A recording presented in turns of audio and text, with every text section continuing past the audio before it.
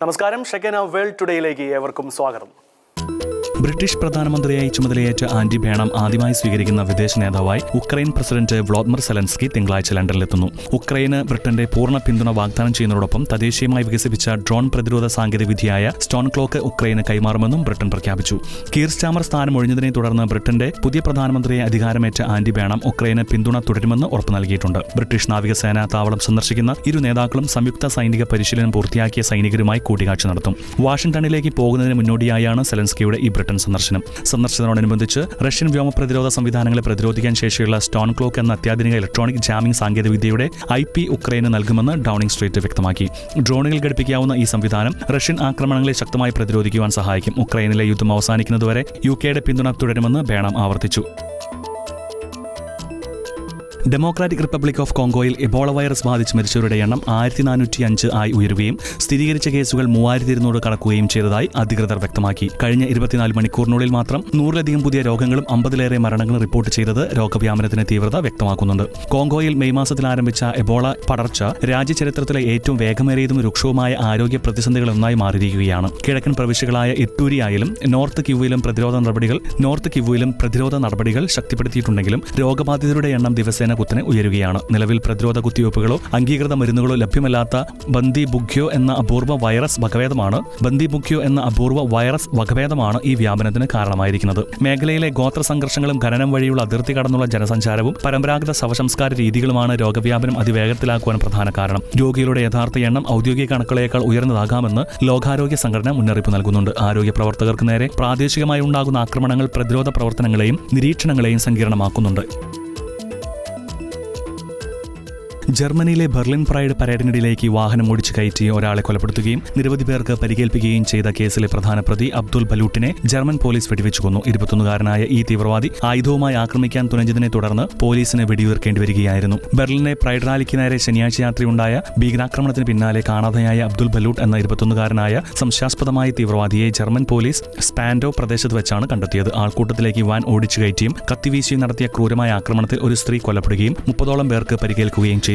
തുടർന്ന് ഇയാൾക്കായി രാജ്യവ്യാപകമായി തിരച്ചിൽ അധികൃതർ നടത്തി. ഞായറാഴ്ച വൈകുന്നേരം പോലീസിനെ കണ്ട പ്രതി മൂർച്ചയേറിയ ആയുധവുമായി ഉദ്യോഗസ്ഥർക്ക് നേരെ പാഞ്ഞെടുത്തതോടെയാണ് പോലീസ് വെടിവെപ്പ് നടത്തിയത്. മുൻപും ISIS ബന്ധത്തിന്റെയും തീവ്രവാദ പ്രവർത്തനങ്ങളുടെയും പേരിൽ നടപടി നേരിട്ടുള്ള ബല്ലൂട്ട് സംഭവ സ്ഥലത്ത് വെച്ച് തന്നെ കൊല്ലപ്പെട്ടതായി ബെർലിൻ പോലീസ് സ്ഥിരീകരിച്ചു. ഈ ക്രൂരമായ ആക്രമണത്തെ തുടർന്ന് ബെർലിനിൽ സുരക്ഷയും പരിശോധനകളും ശക്തമാക്കിയിട്ടുണ്ട്.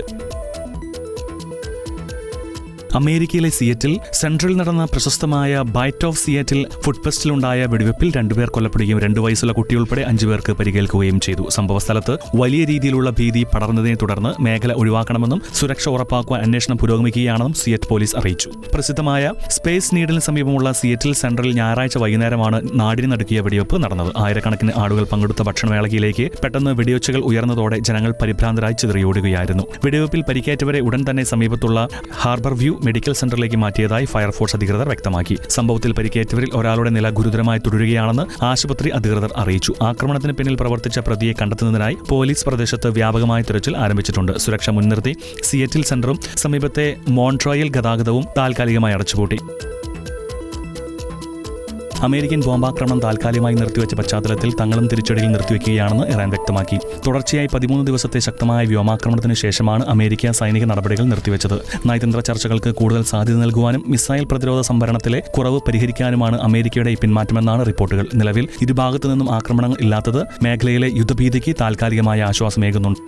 ഇസ്രായേലുമായി സുരക്ഷാ കരാറിലെത്തുവാൻ സിറിയ ശ്രമിക്കുകയാണെന്ന് സിറിയൻ പ്രസിഡന്റ് അഹമ്മദ് അൽഷാറ അൽ ജസീറയ്ക്ക് നൽകിയ അഭിമുഖത്തിൽ വ്യക്തമാക്കി. രാജ്യത്തിന്റെ പരമാധികാരവും ഗോലാൻ കുന്നുകളിന്മേലുള്ള അവകാശവും പണയം വെക്കാതെ തന്നെ സമഗ്ര സമാധാനത്തിന് ഈ കരാർ വഴിയൊരുക്കുമെന്നും അദ്ദേഹം കൂട്ടിച്ചേർത്തു. വിവിധ അന്താരാഷ്ട്ര രാജ്യങ്ങളുടെ പങ്കാളിത്തത്തോടെ ഇസ്രായേലുമായി ഒരു സുരക്ഷാ ധാരണയിലെത്തുവാനാണ് സിറിയ താൽപര്യപ്പെടുന്നതെന്ന് പ്രസിഡന്റ് അഹമ്മദ് അൽഷാറ വ്യക്തമാക്കി. അനാവശ്യമായ സൈനിക ഏറ്റുമുട്ടലുകൾ ഒഴിവാക്കുവാനും മേഖലയിൽ സുസ്ഥിരത ഉറപ്പാക്കുവാനുമാണ് തങ്ങൾ ശ്രമിക്കുന്നതെന്നും സുരക്ഷാ കരാർ വിജയകരമായാൽ അത് ഇരു രാജ്യങ്ങളും തമ്മിലുള്ള സമഗ്ര സമാധാനത്തിലേക്ക് വഴി തുറക്കുമെന്നും അദ്ദേഹം പറഞ്ഞു. അതേസമയം 1967 മുതൽ ഇസ്രായേൽ കൈയടക്കി വെച്ചിരിക്കുന്ന ഗോലാൻ കുന്നുകളിന്മേലുള്ള സിറിയയുടെ നിയമാനുസൃത അവകാശങ്ങളിന്മേൽ യാതൊരു വിട്ടുവീഴ്ചയും ഉണ്ടാകില്ലെന്ന് അദ്ദേഹം വ്യക്തമാക്കി. കൂടാതെ അയൽരാജ്യമായ ലബനനിൽ സൈനിക ഇടപെടൽ നടത്തുവാൻ സിറിയയ്ക്ക് പദ്ധതിയില്ലെന്നും ലബനനിലെ രാഷ്ട്രീയ സാമ്പത്തിക പ്രതിസന്ധികൾ പരിഹരിക്കുവാൻ അവിടെയുള്ള സർക്കാരുമായി സഹകരിച്ച് പ്രവർത്തിക്കുമെന്നും പ്രത്യേക അഭിമുഖത്തിൽ അദ്ദേഹം കൂട്ടിച്ചേർത്തു.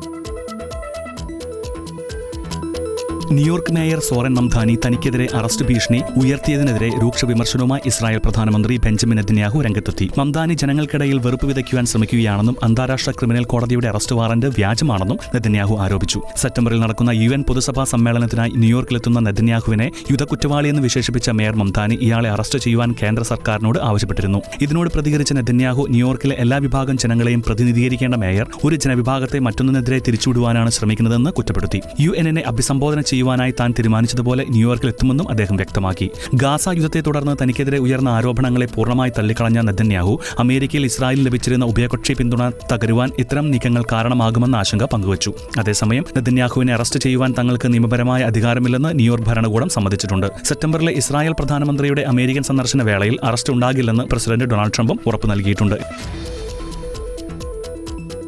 മ്യാൻമാറിൽ നയതന്ത്ര ചർച്ചകൾ പുരോഗമിക്കുന്നതിനിടയിലും സൈനിക ഭരണകൂടം സിവിലിയന്മാർക്ക് നേരെ നടത്തുന്ന കൂട്ടക്കൊലകളും ആക്രമണങ്ങളും കുത്തനെ വർദ്ധിപ്പിച്ചതായി ആഗോള യുദ്ധ നിരീക്ഷണ ഏജൻസിയായ ACLED മുന്നറിയിപ്പ് നൽകി. അന്താരാഷ്ട്ര തലത്തിൽ സമാധാന ശ്രമങ്ങൾ നടക്കുമ്പോഴും അധികാരം നിലനിർത്തുവാൻ ജനവാസ മേഖലകൾ കേന്ദ്രീകരിച്ച് വ്യാപകമായ ആക്രമണങ്ങളാണ് പട്ടാളം അഴിച്ചുവിടുന്നത്. മ്യാൻമാറിൽ 2026 ആദ്യ പകുതിയിൽ മാത്രം ഡസനിലധികം വൻ കൂട്ടക്കൊലകൾ നടന്നതായും ഇതിൽ 450-ലധികം സാധാരണക്കാർ കൊല്ലപ്പെട്ടതായും ACLED റിപ്പോർട്ട് ചെയ്യുന്നു. ഇതിൽ 40% മരണങ്ങളും രാജ്യത്തിന്റെ മധ്യമേഖലയായ ാണ് നടന്നത്. മെയ് മാസത്തിൽ മൈറ്റ് ചൈ പട്ടണത്തിലേക്ക് ഇരച്ചു കയറിയ സൈന്യം വീടുകൾ കൊള്ളയടിക്കുകയും 40-ലേറെ ഗ്രാമീണരെ ക്രൂരമായി വധിക്കുകയും ചെയ്തതായി പ്രാദേശികവാസികൾ സാക്ഷ്യപ്പെടുത്തുന്നു. മേഖലയിൽ സമാധാനം പുനഃസ്ഥാപിക്കുവാൻ ചൈനയുടെ നേതൃത്വത്തിൽ ഉൾപ്പെടെ നയതന്ത്ര ഇടപെടലുകൾ ശക്തമായി തുടരുന്നതിനിടയിലാണ് ഭരണകൂടത്തിന്റെ ഈ അതിക്രമങ്ങൾ. സൈനിക തലവൻ മിങ് ഓങ് ഹ്ലെങ് രാജ്യത്തിന്റെ സിവിലിയൻ പ്രസിഡന്റായി ചുമതലയേറ്റതിന് പിന്നാലെ ഭരണം ഉറപ്പിക്കുവാനാണ് സൈന്യം ഇത്തരം ആക്രമണങ്ങൾ കടുപ്പിച്ചിരിക്കുന്നത്. റഷ്യ, ചൈന തുടങ്ങിയ രാജ്യങ്ങളിൽ നിന്ന് ലഭിച്ച അത്യാധുനിക ആയുധങ്ങളും ഡ്രോണുകളും വ്യോമാക്രമണങ്ങൾക്ക് ഉപയോഗിക്കുന്നത് ജനങ്ങൾക്കിടയിൽ വൻ ദുരന്തമാണ് വിതയ്ക്കുന്നത്.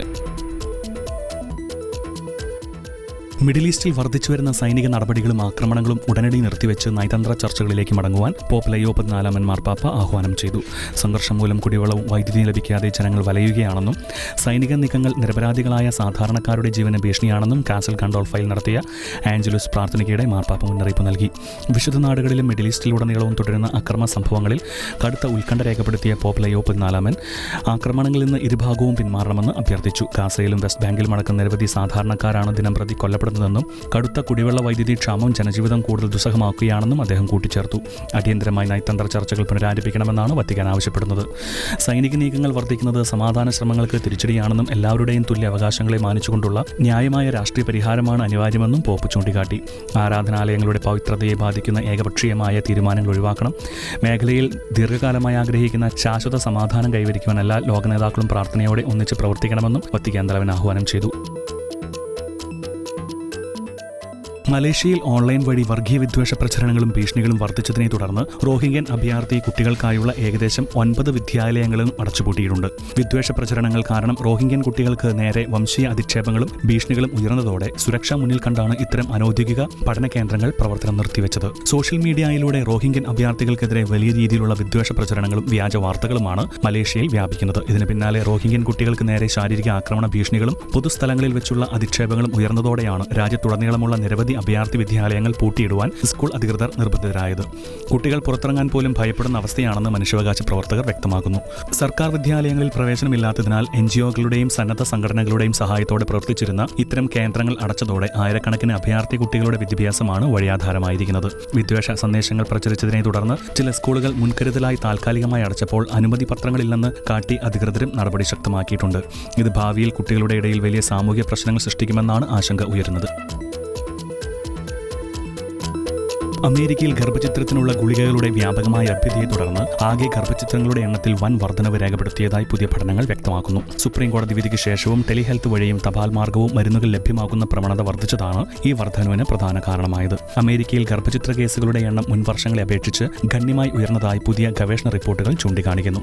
രാജ്യത്ത് നടക്കുന്ന ആകെ ഗർഭചിത്രങ്ങളിൽ 2/3 ഭാഗവും രാസഗർഭചിത്ര ഗുളികകൾ ഉപയോഗിച്ചാണ് നടക്കുന്നത്. വിവിധ സംസ്ഥാനങ്ങളിൽ നിയന്ത്രണങ്ങൾ നിലനിൽക്കുന്നുണ്ടെങ്കിലും ഓൺലൈൻ വഴിയും ഷീൽഡ് നിയമങ്ങളുടെ സംരക്ഷണത്തിലും മരുന്നുകൾ തപാലിൽ അയച്ചു നൽകുന്നത് പ്രതിവാസ കേസുകൾ ഉയരുവാൻ കാരണമായിട്ടുണ്ട്. അതേസമയം വൈദ്യപരിശോധനകളില്ലാതെ വിതരണം ചെയ്യുന്ന ഇത്തരം ഗർഭചിത്ര ഗുളികകൾ സ്ത്രീകളിൽ കടുത്ത ആരോഗ്യ പ്രശ്നങ്ങൾ ഉണ്ടാക്കുന്നുണ്ടെന്ന് പ്രോലൈഫ് സംഘടനകൾ മുന്നറിയിപ്പ് നൽകുന്നു. മരുന്നുകളുടെ സുരക്ഷ പുനഃപരിശോധിക്കണമെന്നും തപാൽ വഴിയുള്ള വിതരണത്തിന് നിയമപരമായ തടസ്സങ്ങൾ ഏർപ്പെടുത്തണമെന്നും ആവശ്യപ്പെട്ട് നിയമപോരാട്ടങ്ങളും ശക്തമായിട്ടുണ്ട്. എന്നാലും അടുത്ത കാലത്തൊന്നും ഈ നിരക്കിൽ കുറവുണ്ടാകാനിടയില്ലെന്ന് റിപ്പോർട്ടുകൾ സൂചിപ്പിക്കുന്നു. വേൾഡ് ടുഡേ സമാപിക്കുന്നു.